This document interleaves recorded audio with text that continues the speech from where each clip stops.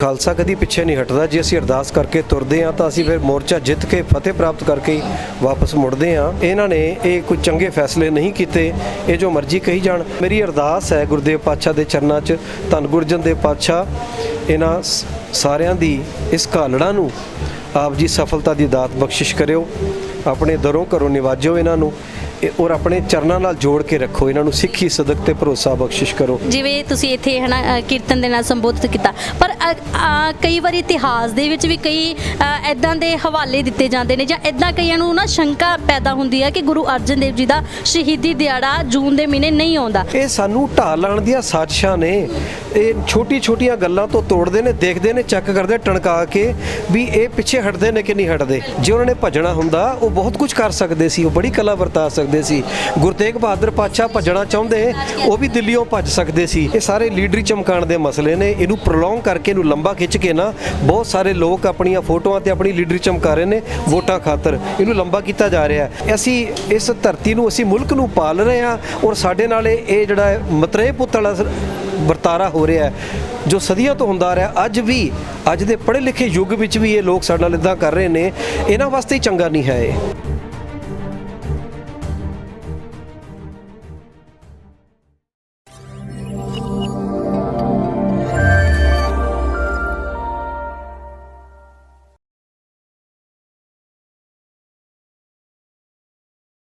Punjab news देख रहे सारे ही देश के दर्शकों का मैं हरजीत का स्वागत करती हूँ। दर्शकों कहते रुत भी तत्ती, धुप भी तत्ती, तत्ती वगे हवा, तत्ती तवी ते आन बैठ गए चौंकियां ला।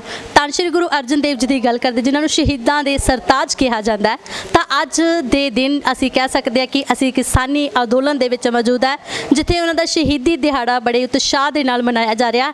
जगह जगह ते शबीला लगे ने, तो कथा कीर्तन के नाल भी स्टेज तो संबोधित किया जा रहा किसानों नूं। ते साडे नाल भी रागी जथा जगप्रीत सिंह जी इत्थे पहुंचे सी, सोचा गलबात करिए उन्हां नाल। स्वागत करदे पहलां उन्हां दा पंजाब न्यूज़ दे। वाहिगुरू जी का खालसा, वाहिगुरू जी का खालसा, वाहिगुरू जी की फतेह।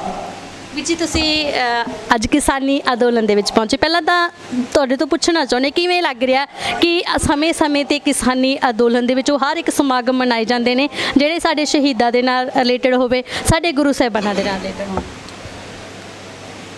ਇਹ ਜੋ ਸਥਾਨ ਹੈ ਸਿੰਘੂ ਬਾਰਡਰ ਦਿੱਲੀ, ਜਿੱਥੇ ਪਿਛਲੇ ਕਈ ਮਹੀਨਿਆਂ ਤੋਂ ਗੁਰੂ ਕੇ ਸਿੰਘ ਡਟੇ ਹੋਏ ਨੇ ਇਸ ਜ਼ਾਲਮ ਸਰਕਾਰ ਨੂੰ ਇਹ ਸੁਨੇਹਾ ਦੇਣ ਲਈ ਕਿ ਖਾਲਸਾ ਕਦੀ ਪਿੱਛੇ ਨਹੀਂ ਹਟਦਾ। ਜੇ ਅਸੀਂ ਅਰਦਾਸ ਕਰਕੇ ਤੁਰਦੇ ਹਾਂ ਤਾਂ ਅਸੀਂ ਫਿਰ ਮੋਰਚਾ ਜਿੱਤ ਕੇ ਫਤਿਹ ਪ੍ਰਾਪਤ ਕਰਕੇ ਹੀ ਵਾਪਸ ਮੁੜਦੇ ਹਾਂ। ਇਸ ਸਥਾਨ ਤੇ ਉਹ ਜਿਹੜੇ 3 ਕਾਲੇ ਕਾਨੂੰਨ ਇਹਨਾਂ ਨੇ ਬਣਾਏ ਨੇ, ਕਿਸਾਨੀ ਦਾ ਲੱਕ ਤੋੜਨ ਵਾਲੇ ਔਰ ਸਾਡੀਆਂ ਆਉਣ ਵਾਲੀਆਂ ਨਸਲਾਂ ਨੂੰ ਭੁੱਖਿਆਂ ਮਾਰਨ ਵਾਲੇ, ਜਾਂ ਇਉਂ ਕਹਿ ਲਓ ਮੁੱਢੋਂ ਕਿ ਇਹ ਪੰਜਾਬ ਨੂੰ ਔਰ ਸਿੱਖੀ ਨੂੰ ਕਮਜ਼ੋਰ ਕਰਨ ਦੀ ਇਹਨਾਂ ਦੀ ਸਾਜ਼ਿਸ਼ ਹੈ। ਇਸ ਕਾਨੂੰਨਾਂ ਦੀ ਆੜ ਵਿੱਚ ਇਹ ਸਾਡੇ ਅਗੇਂਸਟ ਇਹ ਕਾਨੂੰਨ ਮੁੱਖ ਤੌਰ ਤੇ, ਕਿਉਂਕਿ ਸਾਡੇ ਪੰਜਾਬ ਤੇ ਹਰਿਆਣਾ ਹੀ ਮੇਨ 2 ਸੂਬੇ ਨੇ ਜਿਹੜੇ ਸਾਰੇ ਮੁਲਕ ਨੂੰ ਪਾਲਦੇ ਨੇ। ਬਾਕੀ ਸੂਬਿਆਂ ਤੇ ਜੇ ਮੀਂਹ ਪੈ ਗਿਆ ਤਾਂ ਫਸਲ ਹੋ ਜਾਂਦੀ ਹੈ, ਬਾਕੀ ਜ਼ਿਆਦਾ 70% ਮੋਰ ਦੈਨ 70% ਆਫ ਗ੍ਰੇਨਸ ਅਸੀਂ ਸਾਰੇ ਇੰਡੀਆ ਨੂੰ ਫੀਡ ਕਰਦੇ ਹਾਂ, ਪੰਜਾਬ ਔਰ ਹਰਿਆਣਾ ਮਿਲ ਕੇ। ਇਹਨਾਂ ਨੇ ਇਹ ਕੋਈ ਚੰਗੇ ਫੈਸਲੇ ਨਹੀਂ ਕੀਤੇ, ਇਹ ਜੋ ਮਰਜ਼ੀ ਕਹੀ ਜਾਣ। ਇਹਨੂੰ ਮੁੱਖ ਰੱਖ ਕੇ ਸਾਡੇ ਕਿਸਾਨ ਵੀਰਾਂ ਨੇ ਇੱਥੇ ਮੋਰਚੇ ਲਾਏ ਹੋਏ ਨੇ ਕਈ ਮਹੀਨਿਆਂ ਤੋਂ। ਇੱਥੇ ਦਿਨ ਰਾਤ ਸਾਰਾ ਸਿਆਲ ਉਹਨਾਂ ਨੇ ਆਪਣੇ ਪਿੰਡੇ ਤੇ ਇੱਥੇ ਹੰਡਾਇਆ ਔਰ ਹੁਣ ਗਰਮੀਆਂ ਵਿੱਚ ਵਗਦੀ ਲੂ ਵਿੱਚ ਇੱਥੇ ਬੈਠੇ ਨੇ ਸੜਕਾਂ ਦੇ ਉੱਤੇ ਤੰਬੂ ਲਾ ਕੇ, ਇਹ ਮੋਦੀ ਨੂੰ ਸੁਨੇਹਾ ਦੇਣ ਵਾਸਤੇ ਕਿ ਭਾਈ ਆਪਣੇ ਕਾਨੂੰਨ ਵਾਪਸ ਲਓ। ਇਹ ਮਨੁੱਖਤਾ ਦੇ ਖਿਲਾਫ ਨੇ, ਕਿਉਂਕਿ ਕਿਸਾਨ ਜਿਹੜਾ ਉਹ ਜੱਗ ਪਾਲਣਹਾਰਾ ਹੈ, ਸਾਰੇ ਸੰਸਾਰ ਦਾ, ਸਾਰੀ ਮਨੁੱਖਤਾ ਦਾ, ਸਾਰੀ ਲੋਕਾਈ ਦਾ ਢਿੱਡ ਭਰਨ ਵਾਲਾ ਹੈ, ਅਨਪੂਰਣਾ ਹੈ ਸੰਸਾਰ ਦੀ, ਇਸ ਮੁਲਕ ਦੀ। ਤੇ ਇਹਨਾਂ ਨੂੰ ਇਹਨਾਂ ਦੇ ਕੰਨਾਂ ਤੇ ਹਜੇ ਤੱਕ ਇਹ ਸਾਡਾ ਸੁਨੇਹਾ ਅਜੇ ਜੂੰ ਨਹੀਂ ਰਹਿੰਗੀ ਇਹਨਾਂ ਦੇ ਹਜੇ। ਉਹ ਮਹਾਰਾਜ ਕਿਰਪਾ ਕਰਨਗੇ। ਇੱਥੇ ਜਿਹੜੇ ਬੈਠੇ ਨੇ ਮੇਰੇ ਕਿਸਾਨ ਵੀਰ ਸਾਰੇ, ਇਹਨਾਂ ਦਾ ਇਹੀ ਹੁਣ ਘਰ ਬਣ ਗਿਆ ਹੋਇਆ ਹੈ। ਇਹ ਦੀਵਾਲੀ ਵੀ, ਹੋਲੀ ਵੀ, ਲੋਹੜੀ ਵੀ, ਸਾਰੇ ਤਿਉਹਾਰ ਵੀ, ਫਿਰ ਸਾਰੇ ਗੁਰਪੁਰਬ ਵੀ, ਵਿਸਾਖੀ ਵੀ, ਖਾਲਸੇ ਦਾ ਜਿਹੜਾ ਜਨਮ ਦਿਹਾੜਾ ਸੀ ਇੱਥੇ ਮਨਾਇਆ ਇਹਨਾਂ ਸਿੰਘਾਂ ਨੇ ਇਕੱਠੇ ਹੋ ਕੇ। ਅੱਜ ਗੁਰੂ ਅਰਜਨ ਦੇਵ ਪਾਤਸ਼ਾਹ ਦੀ, ਸੱਚੇ ਪਾਤਸ਼ਾਹ ਜੀ ਦੀ ਲਾਸਾਨੀ ਸ਼ਹਾਦਤ ਨੂੰ ਨਮਸਕਾਰ ਕਰਨ ਵਾਸਤੇ ਸਾਰੇ ਕਿਸਾਨ ਵੀਰ ਭੈਣ ਸਾਰੇ ਇਸ ਪੰਡਾਲ 'ਚ ਇਕੱਠੇ ਹੋ ਕੇ ਹਰਜਸ ਕੀਰਤਨ ਸਵੇਰੇ ਦਾ ਹੋ ਰਿਹਾ ਤੇ ਇੱਥੇ ਲੱਗੇ ਹੋਏ ਨੇ ਸਾਰੇ। ਇਸ ਬਲਦੀ ਗਰਮੀ ਦੇ ਵਿੱਚ ਇਹ ਸੇਵਾਵਾਂ ਨਿਭਾ ਰਹੇ ਨੇ। ਉਹ ਇੱਥੇ ਵੀ ਲੰਗਰ ਲਾਏ ਹੋਏ ਨੇ, ਛਬੀਲਾਂ ਲਾਈਆਂ ਹੋਈਆਂ ਨੇ। ਤਾਂ ਮੇਰੀ ਅਰਦਾਸ ਹੈ ਗੁਰਦੇਵ ਪਾਤਸ਼ਾਹ ਦੇ ਚਰਨਾਂ 'ਚ, ਧੰਨ ਗੁਰੂ ਅਰਜਨ ਦੇਵ ਪਾਤਸ਼ਾਹ ਇਹਨਾਂ ਸਾਰਿਆਂ ਦੀ ਇਸ ਘਾਲੜਾ ਨੂੰ ਆਪ ਜੀ ਸਫਲਤਾ ਦੀ ਦਾਤ ਬਖਸ਼ਿਸ਼ ਕਰਿਓ, ਆਪਣੇ ਦਰੋਂ ਘਰੋਂ ਨਿਵਾਜੋ ਇਹਨਾਂ ਨੂੰ ਔਰ ਆਪਣੇ ਚਰਨਾਂ ਨਾਲ ਜੋੜ ਕੇ ਰੱਖੋ ਇਹਨਾਂ ਨੂੰ। ਸਿੱਖੀ ਸਦਕ ਤੇ ਭਰੋਸਾ ਬਖਸ਼ਿਸ਼ ਕਰੋ। ਸਾਨੂੰ ਕੀਰਤਨ ਦਾ ਸੱਦਾ ਆਇਆ ਸੀ, ਕੱਲ ਰਾਤ ਹੀ ਇਹਨਾਂ ਨੇ ਫੋਨ ਆਇਆ ਕਿ ਆਪ ਜੀ ਆ ਕੇ ਇੱਥੇ ਕੀਰਤਨ ਦੀ ਹਾਜ਼ਰੀ ਭਰੋ। ਸੋ ਅਸੀਂ ਪਟਿਆਲੇ ਤੋਂ ਆ ਕੇ ਇੱਥੇ ਹੁਣ ਹਾਜ਼ਰੀ ਭਰ ਕੇ ਵਾਪਸ ਚੱਲੇ ਹਾਂ। ਜਸਪ੍ਰੀਤ ਸਿੰਘ ਜਗਪ੍ਰੀਤ ਸਿੰਘ ਜੀ, ਜਿਵੇਂ ਤੁਸੀਂ ਇੱਥੇ ਹੈ ਨਾ ਕੀਰਤਨ ਦੇ ਨਾਲ ਸੰਬੋਧਿਤ ਕੀਤਾ, ਪਰ ਕਈ ਵਾਰੀ ਇਤਿਹਾਸ ਦੇ ਵਿੱਚ ਵੀ ਕਈ ਐਦਾਂ ਦੇ ਹਵਾਲੇ ਦਿੱਤੇ ਜਾਂਦੇ ਨੇ ਜਾਂ ਐਦਾਂ ਕਈਆਂ ਨੂੰ ਨਾ ਸ਼ੰਕਾ ਪੈਦਾ ਹੁੰਦੀ ਹੈ ਕਿ ਗੁਰੂ ਅਰਜਨ ਦੇਵ ਜੀ ਦਾ ਸ਼ਹੀਦੀ ਦਿਹਾੜਾ ਜੂਨ ਦੇ ਮਹੀਨੇ ਨਹੀਂ ਆਉਂਦਾ। ਤਾਂ ਇਹ ਵੀ ਅਸੀਂ ਚਾਹੁੰਦੇ ਕਿ ਸ਼ੰਕਾ ਦੂਰ ਕਰ ਦਿੱਤੀ ਜਾਵੇ, ਕਿਉਂਕਿ ਕੋਈ ਕਹਿੰਦੇ ਵੀ ਇਸ ਮਿਤੀ ਦੇ ਅਨੁਸਾਰ ਇਹ ਨਹੀਂ ਕੋਈ ਸੰਮਤ ਚੇਂਜ ਹੋਏ ਸੀ, ਉਸ ਹਿਸਾਬ ਦੇ ਨਾਲ ਅਸੀਂ ਚਾਹੁੰਦੇ ਕਿ ਸਾਨੂੰ ਸੰਖੇਪ ਦੇ ਵਿੱਚ ਥੋੜੀ ਜਾਣਕਾਰੀ ਜ਼ਰੂਰ ਹੈ। ਦੇਖੋ, ਮੈਂ ਕੋਈ ਮੈਥਮੈਟੀਕਲ ਐਕਸਪਰਟ ਨਹੀਂ ਹਾਂ, ਪਹਿਲੀ ਗੱਲ। ਦੂਸਰੀ ਗੱਲ, ਜੇ ਤੁਹਾਨੂੰ ਸਹੀ ਤਰੀਕਾ, ਤੁਸੀਂ ਸਹੀ ਤਰੀਕ ਕੱਢ ਵੀ ਲਓ, ਉਸ ਦਿਨ ਤੁਸੀਂ ਕੀ ਕਰੋਗੇ? ਇਹੀ ਕਰੋਗੇ ਜੋ ਅੱਜ ਕਰ ਰਹੇ ਹੋ, ਸਤਸੰਗ ਹੀ ਕਰਨਾ ਹੈ। ਖਾਲਸੇ ਦਾ ਖੁਸ਼ੀ ਹੋਵੇ, ਗਮੀ ਹੋਵੇ, ਸ਼ਹਾਦਤ ਹੋਵੇ, ਪ੍ਰਕਾਸ਼ ਹੋਵੇ, ਅਸੀਂ ਹਰਜਸ ਕਰਨਾ ਹੈ, ਵਾਹਿਗੁਰੂ ਵਾਹਿਗੁਰੂ ਕਰਨਾ ਹੈ, ਲੰਗਰ ਛਕਣਾ ਤੇ ਛਕਾਉਣਾ, ਸੰਗਤ ਨੂੰ ਲਾਹਾ ਲੈਣਾ ਹੈ, ਜੀਵਨ ਦੀ ਸਫਲਤਾ। ਅਸੀਂ ਇਹਨਾਂ ਵਾਦਾਂ ਵਿਵਾਦਾਂ ਸਾਨੂੰ ਪੈਣਾ ਹੀ ਨਹੀਂ ਚਾਹੀਦਾ, ਕਿਸੇ ਪ੍ਰਕਾਰ ਦੇ ਵਾਦ-ਵਿਵਾਦ 'ਚ ਨਹੀਂ ਪੈਣਾ ਚਾਹੀਦਾ। ਇਹ ਤਾਂ ਚੱਲੀ ਜਾ ਰਿਹਾ। ਹੁਣ ਗੁਰੂ ਨਾਨਕ ਪਾਤਸ਼ਾਹ ਦੇ ਵੀ ਕਹੀ ਜਾਂਦੇ ਨੇ, ਫਿਰ ਵਿਸਾਖੀ ਤੇ ਵੀ। ਇਹ ਸਾਨੂੰ ਢਾਹ ਲਾਉਣ ਦੀਆਂ ਸਾਜ਼ਿਸ਼ਾਂ ਨੇ। ਇਹ ਛੋਟੀ-ਛੋਟੀਆਂ ਗੱਲਾਂ ਤੋਂ ਤੋੜਦੇ ਨੇ, ਦੇਖਦੇ ਨੇ, ਚੈੱਕ ਕਰਦੇ ਟਣਕਾ ਕੇ ਵੀ ਇਹ ਪਿੱਛੇ ਹਟਦੇ ਨੇ ਕਿ ਨਹੀਂ ਹਟਦੇ। ਜੇ ਉਹ ਸਾਡੀਆਂ ਤਰੀਕਾਂ ਬਦਲਣਗੇ, ਫਿਰ ਸਾਡੇ ਸਿਧਾਂਤ ਬਦਲਣਗੇ, ਫਿਰ ਸਾਡੀ ਮਰਿਆਦਾ ਬਦਲਣਗੇ, ਸਾਡੀ ਨਿਤਨੇਮ ਦੀਆਂ ਬਾਣੀਆਂ ਬਦਲਣਗੇ, ਹੌਲੀ-ਹੌਲੀ ਸਾਡੀਆਂ ਸ਼ਕਲਾਂ ਬਦਲ ਜਾਣਗੀਆਂ। ਹੁਣ ਵੀ ਅਸੀਂ ਗਲਤ ਬੰਦਿਆਂ ਦੇ ਨਾਲ, ਬਹੁਤ ਸਾਰੇ ਸਾਡੇ ਵਿੱਚ ਗਲਤ ਬੰਦੇ ਆ ਕੇ ਰਲੇ ਹੋਏ ਨੇ। ਖਾਲਸੇ ਨੂੰ ਸੁਚੇਤ ਹੋਣ ਦੀ ਲੋੜ ਹੈ, ਖਾਲਸੇ ਨੂੰ ਸੁਚੇਤ ਹੋਣ ਦੀ ਲੋੜ ਹੈ। ਨਾ ਸਾਡੇ ਵਿੱਚ ਗਲਤ ਵਿਚਾਰ ਆਵੇ, ਕਿਉਂਕਿ ਸਾਡਾ ਇੱਕਾ ਬਾਣੀ, ਇੱਕ ਗੁਰ, ਇੱਕੋ ਸ਼ਬਦ ਵਿਚਾਰ। ਸਾਡਾ ਗੁਰੂ ਇੱਕੋ, ਸਾਡੀ ਬਾਣੀ ਇੱਕੋ, ਸਾਡੇ ਸਿਧਾਂਤ ਇੱਕੋ, ਸਾਡੀ ਮਰਿਆਦਾ ਇੱਕੋ, ਸਾਡਾ ਬਾਣਾ, ਸਾਡੇ ਸਰੂਪ ਇੱਕੋ, ਸਾਡਾ ਸਾਰਾ ਕੁਝ, ਸਾਡੀ ਬੋਲੀ ਇੱਕੋ। ਇਸ ਕਰਕੇ ਅਸੀਂ ਕਿਸੇ ਵਖਰੇਵੇਂ 'ਚ ਨਹੀਂ ਪੈਣਾ, ਕਿਸੇ ਵਾਦ-ਵਿਵਾਦ 'ਚ ਨਹੀਂ ਪੈਣ ਦੀ ਲੋੜ ਸਾਨੂੰ। ਜੇ ਕੋਈ ਲੋੜ ਸ਼ੰਕਾ ਆ ਵੀ ਜਾਵੇ ਨਾ, ਗੁਰੂ ਸਾਹਿਬ ਨੇ ਸਾਨੂੰ ਤਰੀਕਾ ਦੱਸਿਆ ਹੋਏ, ਇਕੱਤਰ ਮਿਲੋ ਮੇਰੇ ਭਾਈ, ਦੁਬਦਾ ਦੂਰ ਕਰੋ ਲਿਵ ਲਾਏ, ਵੀ ਇਕੱਠੇ ਸਿਰ ਜੋੜ ਕੇ ਬਹਿ ਜਾਓ, ਹਰ ਚੀਜ਼ ਦਾ ਹੱਲ ਨਿਕਲ ਆਊਗਾ। ਇਹ ਕਿਸੇ ਵੀ ਗੱਲ ਦੇ ਉੱਤੇ ਕਿੰਤੂ ਪਰੰਤੂ ਕਰਕੇ ਝਗੜੇ ਪਾਉਣ ਦੀ ਲੋੜ ਨਹੀਂ ਹੈ।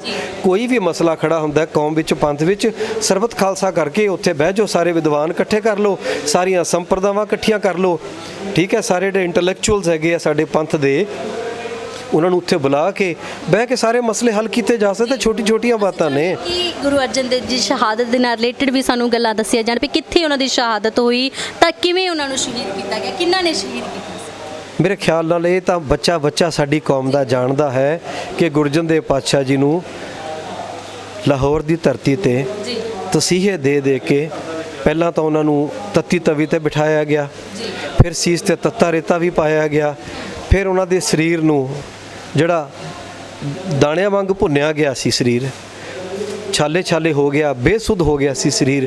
ਉਸ ਸਰੀਰ ਨੂੰ ਚੁੱਕ ਕੇ ਰਾਵੀ ਦਰਿਆ ਦੇ ਵਿੱਚ ਸਿੱਟ ਦਿੱਤਾ ਗਿਆ। ਕੀ ਗੁਰੂ ਅਰਜਨ ਦਰਿਆਏ ਨਾ ਬੋੜਿਓ, ਇਹ ਸਾਡੇ ਇਤਿਹਾਸਕ ਹਵਾਲੇ ਨੇ। ਇਹ ਐਸਾ ਨਹੀਂ ਕਹਿਣਾ ਕਿ ਗੁਰੂ ਅਰਜਨ ਦੇਵ ਜੀ ਨੇ ਇਸ਼ਨਾਨ ਕਰਨ ਦੀ ਇੱਛਾ ਪ੍ਰਗਟ ਕੀਤੀ। ਅਸੀਂ ਪਹਿਲਾਂ ਇਹ ਸੁਣਦੇ ਆਏ ਹਾਂ ਬਚਪਨ 'ਚ। ਫਿਰ ਉਹਨਾਂ ਨੇ ਜਦੋਂ ਜਾ ਕੇ ਇਸ਼ਨਾਨ ਕਰਦੇ ਉਹ ਰਾਵੀ ਵਿੱਚ ਅਲੋਪ ਹੋ ਗਏ। ਨਹੀਂ, ਹੀ ਵਾਜ਼ ਨੋਟ ਏ ਸੁਸਾਈਡਲ ਪਰਸਨ। ਉਹਨਾਂ ਨੇ ਕੋਈ ਸੁਸਾਈਡ ਨਹੀਂ ਕਰਨਾ ਸੀ, ਆਤਮ ਹੱਤਿਆ ਥੋੜ੍ਹਾ ਕਰਨੀ ਸੀ। ਉਹਨਾਂ ਨੂੰ ਸ਼ਹੀਦ ਕੀਤਾ ਗਿਆ, ਉਹਨਾਂ ਨੂੰ ਚੁੱਕ ਕੇ ਬੇਸੁੱਧ ਹੋਇਆਂ ਨੂੰ ਤੱਤੀ ਤਵੀ ਤੋਂ ਚੁੱਕ ਕੇ ਜਾ ਕੇ ਰਾਵੀ ਦਰਿਆ 'ਚ ਸਿੱਟਿਆ ਗਿਆ, ਡੁਬੋ ਕੇ ਉੱਥੇ ਉਹਨਾਂ ਨੂੰ ਸ਼ਹੀਦ ਕੀਤਾ ਗਿਆ। ਜੀ, ਇਹ ਅਕਸਰ ਕਿਹਾ ਜਾਂਦਾ ਸੀਗਾ ਕਿ ਉਹ ਇਸ਼ਨਾਨ ਕਰਨ ਲਈ ਉਹ ਰਾਵੀ ਨਦੀ 'ਚ ਜਾਂਦੇ ਤੇ ਅਲੋਪ ਹੋ ਜਾਂਦੇ ਨੇ। ਇਹ ਅਕਸਰ ਸਵਾਲ ਹੁੰਦੇ ਸੀ ਲੋਕਾਂ ਦੇ। ਗੁਰੂ ਅਰਜਨ ਦੇਵ ਪਾਤਸ਼ਾਹ ਕੋ ਭੱਜ ਥੋੜੋ ਰਹੇ ਸੀ ਉੱਥੋਂ। ਉਹ ਤਾਂ ਤੱਤੀ ਤਵੀ ਤੇ ਬਹਿ ਕੇ ਤਪਤ ਮਾਹੇ ਠਾਂਡ ਵਰਤਾਈ। ਜੇ ਉਹਨਾਂ ਨੇ ਭੱਜਣਾ ਹੁੰਦਾ, ਉਹ ਬਹੁਤ ਕੁਝ ਕਰ ਸਕਦੇ ਸੀ, ਉਹ ਬੜੀ ਕਲਾ ਵਰਤਾ ਸਕਦੇ ਸੀ। ਗੁਰੂ ਤੇਗ ਬਹਾਦਰ ਪਾਤਸ਼ਾਹ ਭੱਜਣਾ ਚਾਹੁੰਦੇ, ਉਹ ਵੀ ਦਿੱਲੀੋਂ ਭੱਜ ਸਕਦੇ ਸੀ। ਗੁਰੂ ਤੇਗ ਬਹਾਦਰ ਪਾਤਸ਼ਾਹ ਆਪ ਚੱਲ ਕੇ ਦਿੱਲੀ ਗਏ ਸੀ ਇਸ ਦੇਣ ਵਾਸਤੇ। ਇਹ ਤਾਂ ਕੋਈ ਗੱਲ ਨਹੀਂ ਹੈ, ਇਹ ਤਾਂ ਲੋਕਾਂ ਨੂੰ ਸਮਝ ਨਹੀਂ ਹੈ। ਇਹ ਨਾ ਸਮਝ ਲੋਕਾਂ ਦੇ ਬਿਆਨ ਹਨ, ਇਹ ਨਾ ਸਮਝ ਲੋਕਾਂ ਦੀਆਂ ਬਾਤਾਂ ਨੇ। ਗੁਰੂ ਅਰਜਨ ਦੇਵ ਪਾਤਸ਼ਾਹ ਆਪਣੇ ਮੋਰਚੇ ਤੋਂ, ਆਪਣੇ ਬਚਨ ਤੋਂ ਭੱਜੇ ਨਹੀਂ। ਸਮਝ ਲੱਗੀ? ਇਸ ਕਰਕੇ ਇਹ ਕਹਿਣਾ ਸਾਡਾ ਇਹ ਅਗਿਆਨਤਾ ਹੈ ਕਿ ਗੁਰੂ ਅਰਜਨ ਦੇਵ ਪਾਤਸ਼ਾਹ ਜੀ ਨੇ ਇਸ਼ਨਾਨ ਕਰਨ ਦੀ ਇੱਛਾ ਪ੍ਰਗਟ ਕੀਤੀ, ਫਿਰ ਦਰਿਆ ਵਿੱਚ ਅਲੋਪ ਹੋ ਗਏ, ਯਾਨੀ ਕਿ ਉਹ ਭੱਜੇ। ਨੋ, ਇਹ ਕਹਿਣਾ ਗੁਨਾਹ ਹੈ, ਪਾਪ ਹੈ, ਇਹ ਗੱਲ ਕਹਿਣੀ। ਉਹਨਾਂ ਨੂੰ ਉਹਦੇ ਸਾਡੇ ਕੋਲ ਇਤਿਹਾਸਕ ਹਵਾਲੇ ਨੇ। ਕੀ ਗੁਰੂ ਅਰਜਨ ਦਰਿਆਏ ਨਾ ਬੋੜਿਓ, ਇਹ ਲਿਖਤ ਸਾਡੇ ਪਾਸ ਮੌਜੂਦ ਹੈ ਕਿ ਕੀ ਤੁਸੀਂ ਗੁਰੂ ਅਰਜਨ ਦੇਵ ਜੀ ਨੂੰ ਦਰਿਆ 'ਚ ਡੁਬੋਇਆ ਨਹੀਂ। ਇਹ ਸਾਡੇ ਕੋਲ ਮੌਜੂਦ ਹੈ ਇਤਿਹਾਸਕ। ਤੁਸੀਂ ਕਿਵੇਂ ਦੇਖਦੇ, ਤੁਸੀਂ ਵੀ ਕਿਹਾ ਕਿ ਦੇਸ਼ ਦਾ ਅੰਨਦਾਤਾ ਹੈਗਾ ਕਿਸਾਨ, ਤਾਂ ਕਿਵੇਂ ਦੇਖਦੇ ਹੋ ਕਿ ਕਿਸਾਨ 6.5 ਮਹੀਨੇ ਤੋਂ ਸੜਕਾਂ ਤੇ ਬੈਠਾ, ਸਰਕਾਰ ਹੱਲ ਕਰਨ ਦੀ ਬਜਾਏ ਸਿਆਸੀ ਲੀਡਰ ਆ ਜਿਹੜੇ ਉਹਨਾਂ ਤੇ ਨਿਸ਼ਾਨੇ ਕੱਸਦੇ ਨੇ, ਕਦੇ ਕਿੱਦਾਂ ਦੀ ਬਿਆਨਬਾਜ਼ੀ ਕਰ ਦਿੰਦੇ ਨੇ, ਕਦੇ ਕਿੱਦਾਂ ਦੇ ਸ਼ਬਦ ਵਰਤਦੇ ਨੇ? ਮੈਂ ਤੁਹਾਨੂੰ ਸੱਚੀ ਗੱਲ ਦੱਸਾਂ, ਜੋ ਮੈਨੂੰ ਸਮਝ ਆਉਂਦੀ ਹੈ, ਹੋ ਸਕਦਾ ਮੈਂ ਗਲਤ ਕਹਿ ਰਿਹਾ ਹੋਵਾਂ, ਇਹ ਸਾਰੇ ਲੀਡਰੀ ਚਮਕਾਉਣ ਦੇ ਮਸਲੇ ਨੇ। ਇਹਨੂੰ ਪ੍ਰੋਲੋਂਗ ਕਰਕੇ, ਇਹਨੂੰ ਲੰਬਾ ਖਿੱਚ ਕੇ ਨਾ ਬਹੁਤ ਸਾਰੇ ਲੋਕ ਆਪਣੀਆਂ ਫੋਟੋਆਂ ਤੇ ਆਪਣੀ ਲੀਡਰੀ ਚਮਕਾ ਰਹੇ ਨੇ ਵੋਟਾਂ ਖਾਤਰ। ਇਹਨੂੰ ਲੰਬਾ ਕੀਤਾ ਜਾ ਰਿਹਾ ਹੈ। ਜਦੋਂ ਇਲੈਕਸ਼ਨ ਨੇੜੇ ਆਈ, ਇਹ ਸਾਰੇ ਮਸਲੇ ਇਹਨਾਂ ਨੇ ਇੱਕ ਘੰਟੇ 'ਚ ਹੱਲ ਕਰ ਦੇਣੇ ਨੇ ਜੀ। ਬਿਲਕੁਲ, ਮਤਲਬ ਕਿ ਇਸ ਆਸ ਹੈਗੀ ਹੈ ਕਿ ਜਲਦੀ ਤੋਂ ਜਲਦੀ ਬਿਲਕੁਲ ਨਹੀਂ ਆਸ ਦੀ ਗੱਲ ਛੱਡੋ, ਇਹਨਾਂ ਨੂੰ ਕਰਨਾ ਪੈਣਾ। ਇਹਦੇ ਕੀਤੇ ਬਿਨਾ ਇਹਨਾਂ ਦਾ ਗੁਜ਼ਾਰਾ ਹੀ ਨਹੀਂ ਹੋਣਾ। ਇਹ ਦੇਸ਼ ਨੂੰ ਚਲਾਉਣਗੇ ਕਿਵੇਂ? ਇਹਨਾਂ ਤੋਂ ਦੇਸ਼ ਚੱਲਣਾ ਨਹੀਂ। ਜੇ ਕਿਸਾਨ ਕਿਸਾਨੀ ਨਹੀਂ ਕਰੂਗਾ, ਸਾਰਾ ਮੁਲਕ ਭੁੱਖਾ ਮਰ ਜਾਊਗਾ। ਇਹ ਕਿੱਥੋਂ ਮੰਗਾਣਗੇ ਕਣਕ ਤੇ ਚੌਲ, ਕਿੱਥੋਂ ਮੰਗਾ ਕੇ ਖਾਣਗੇ, ਕਿੱਥੋਂ ਨਿਆਣੇ ਪਾਲਣਗੇ? ਇਹ ਨਹੀਂ ਚੱਲਣਾ ਮੁਲਕ। ਇਹਨਾਂ ਦਾ ਗੁਜ਼ਾਰੇ, ਸਾਡਾ ਜਿਹੜਾ ਕੰਟਰੀ ਹੈ ਇੰਡੀਆ ਇਜ਼ ਐਗਰੀਕਲਚਰ ਬੇਸਡ। ਸਾਡੀ ਇਕਨੋਮੀ, ਸਾਡੀ GDP, ਸਾਰੀ ਇਕਨੋਮੀ ਜਿਹੜੀ ਹੈ ਐਗਰੀਕਲਚਰ ਤੇ ਖੜੀ ਹੋਈ ਹੈ ਜੀ। ਇਸ ਕਰਕੇ ਇਹ ਕੰਟਰੀ ਦਾ ਗੁਜ਼ਾਰਾ ਨਹੀਂ ਹੈ ਕਿਸਾਨਾਂ ਦੀ ਮੰਗਾਂ ਮੰਨੇ ਬਿਨਾ। ਕਿਵੇਂ ਦੇਖਦੇ ਹੋ? ਸਰਦੀ ਤਾਂ ਸਾਰੀ ਕੱਢ ਲਈ, ਹੁਣ ਗਰਮੀ ਵੀ ਆ ਚੁੱਕੀ ਹੈ। ਇੰਨੀ ਗਰਮੀ ਦੇ ਵਿੱਚ ਵੀ ਬੈਠੇ ਹੋਏ ਨੇ। ਇਦੋਂ ਤੱਕ ਕਿ ਬਰਸਾਤਾਂ ਆਉਂਦੀਆਂ ਨੇ, ਇੰਨੇ ਜ਼ਿਆਦਾ ਹਨੇਰੀਆਂ ਆਉਂਦੀਆਂ ਨੇ, ਜਿਹਦੇ ਨਾਲ ਕਈ ਇਹਨਾਂ ਦੇ ਉੱਪਰ ਝੱਖੜ ਆ ਜਿਹੜੇ ਝੁੱਲਦੇ ਨੇ। ਦੇਖੋ, ਮੈਂ ਤੁਹਾਨੂੰ ਦੱਸਿਆ ਨਾ ਵੀ ਇਹਨੂੰ ਸਾਰਾ ਪੋਲੀਟੀਸਾਈਜ਼ ਕਰਕੇ ਇਹਨੂੰ ਪ੍ਰੋਲੋਂਗ ਕੀਤਾ ਜਾ ਰਿਹਾ। ਉਹਨਾਂ ਦੇ ਯਤਨ ਨੇ। ਬਾਕੀ ਇਹ ਮੌਸਮ ਦੀ ਮਾਰ ਹੈ, ਤਾਂ ਹੋਣੀ ਹੈ, ਤਾਂ ਝੱਲਣੀ ਪੈਣੀ ਹੈ। ਇਹ ਤਾਂ ਖਾਲਸਾ ਸ਼ੁਰੂ ਤੋਂ ਚੱਲਦਾ ਆਇਆ। ਇਹ ਤਾਂ ਖਾਲਸਾ ਸਦੀਆਂ ਤੋਂ ਅਸੀਂ ਸਾਰਾ ਕੁਝ ਇਹ ਲੜਦੇ ਆਏ ਹਾਂ। ਕਈ ਜਨਮ ਅਸੀਂ ਪਹਿਲਾਂ ਇਹ ਕੁਝ ਕਰਦੇ ਰਹੇ ਹਾਂ। ਅਸੀਂ ਲੜਦੇ ਵੀ ਰਹੇ ਹਾਂ ਘੋੜਿਆਂ ਤੇ। ਹੁਣ ਤਾਂ ਅਸੀਂ ਇੱਥੇ ਹੱਟ ਬਣਾ ਕੇ ਰਹਿ ਰਹੇ ਹਾਂ, ਤੰਬੂਆਂ 'ਚ ਰਹਿ ਰਹੇ ਹਾਂ। ਅਸੀਂ ਘੋੜਿਆਂ ਦੀ ਕਾਠੀਆਂ ਤੇ ਵੀ ਸੌਂਦੇ ਰਹੇ ਹਾਂ। ਛੋਲੇ ਖਾ ਕੇ ਗੁਜ਼ਾਰਾ ਕੀਤਾ, ਘਾਹ ਫੂਸ ਖਾ ਕੇ ਗੁਜ਼ਾਰਾ ਕੀਤਾ। ਬਹੁਤ ਕੁਝ ਖਾਲਸਾ ਬਹੁਤ ਕੁਝ ਦੇਖ ਚੁੱਕਾ ਹੈ। ਇਹ ਮੋਦੀ ਐਂਡ ਕੰਪਨੀ ਨੂੰ ਪਤਾ ਨਹੀਂ ਹੈ ਵੀ ਇਹ ਕਿਸ ਮਿੱਟੀ ਦੇ ਬਣੇ ਹੋਏ ਨੇ। ਇਹਨਾਂ ਨੂੰ ਹੌਲੀ ਹੌਲੀ ਸਮਝ ਆ ਜਾਊਗੀ, ਫਿਰ ਆਪੇ ਸਮਝੌਤੇ ਤੇ ਆਉਣਗੇ। ਤੁਹਾਨੂੰ ਇੱਥੇ ਆ ਕੇ ਕਿਵੇਂ ਲੱਗਾ ਦੇਖ ਕੇ ਸਭ ਕੁਝ? ਦੇਖੋ, ਮੈਨੂੰ ਇੱਥੇ ਆ ਕੇ ਖੁਸ਼ੀ ਵੀ ਹੋਈ ਹੈ ਵੀ ਸਾਰੇ ਗੁਰੂ ਕੇ ਲਾਲ ਇੱਕ ਸਿਧਾਂਤ ਦੇ ਉੱਤੇ, ਇੱਕ ਵਿਚਾਰ ਦੇ ਉੱਤੇ ਖੜੇ ਨੇ। ਔਰ ਗੁਰੂ ਦਾ ਜਿਹੜਾ ਸਿਧਾਂਤ ਹੈ ਉਹ ਇਹ ਹੈ ਵੀ ਪਿੱਛੇ ਨਹੀਂ ਹਟਣਾ, ਪਿੱਛੇ ਨਹੀਂ ਮੁੜਨਾ, ਪਿੱਠ ਨਹੀਂ ਦੇਣੀ। ਇਹ ਉਸ 'ਤੇ ਖੜੇ ਨੇ।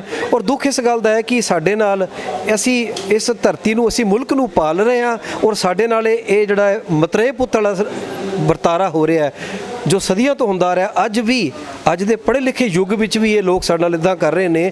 ਇਹਨਾਂ ਵਾਸਤੇ ਹੀ ਚੰਗਾ ਨਹੀਂ ਹੈ ਇਹ। ਇਸ ਮੁਲਕ ਵਾਸਤੇ, ਅਲਟੀਮੇਟਲੀ ਇਸ ਮੁਲਕ ਵਾਸਤੇ ਚੰਗਾ ਨਹੀਂ ਹੈ। ਇਹਨਾਂ ਨੂੰ ਹਜੇ ਵੀ ਸੰਭਲ ਜਾਣਾ ਚਾਹੀਦਾ ਹੈ।